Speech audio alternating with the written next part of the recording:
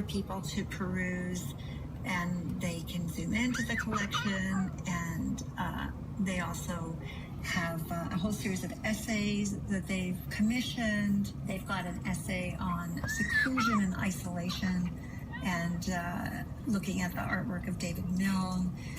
They have a great piece from an art therapist that is looking at the ways that people are impacted by COVID-19 and isolation, but also how creativity and art practice, because remember they run a whole children's program, for example, can help to navigate the crisis. And then they've got lessons for families that they can use as they're undertaking homeschooling.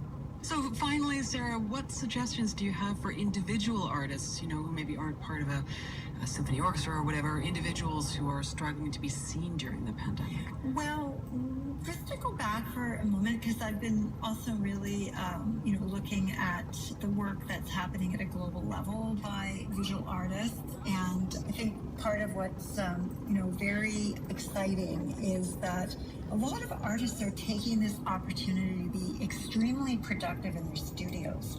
And because they're not able to be outside at this, or at all, or at the same level as they would, they're creating a really structured, even more structured than perhaps would be their normal practice. Like a lot of artists that are successful, very disciplined, but I'm watching how people are creating these, these schedules for themselves, and lots of self-reflection, but making sure they're taking breaks. But this is the time, I think, when a lot of artists are actually producing really fantastic new work. I mean, we had a whole group of students, for example, and they're young, or they're emerging artists, and we actually have it on one of our platforms in studio, if people want to go and look at it, where our drawing and painting students, led by our wonderful faculty, are creating these works that are examining the COVID-19 crisis and contemplating the COVID-19 crisis and thinking through how to, respond as young artists. So I think it's a very, it's a hard time for young people with climate crisis. Now we've gone into COVID-19. There's a lot of instability around the world. But my experience of emerging artists is that they're very reflective of these real-world situations, and they often make work that is powerful and transcendent within that context. Sarah, thank you so much for your insights on this. Lovely to chat with you. Sarah Diamond is the President and Vice Chancellor of OCAD University in Toronto. I'm Nora Young. This is Spark. You're listening to Spark. Spark. Spark. Spark. Spark.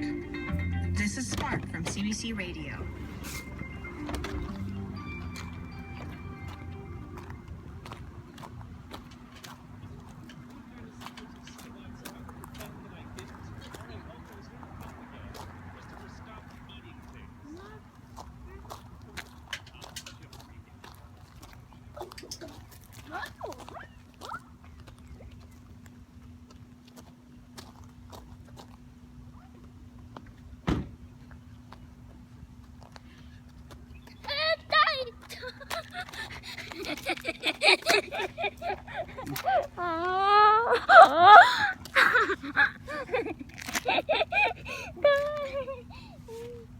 Got it.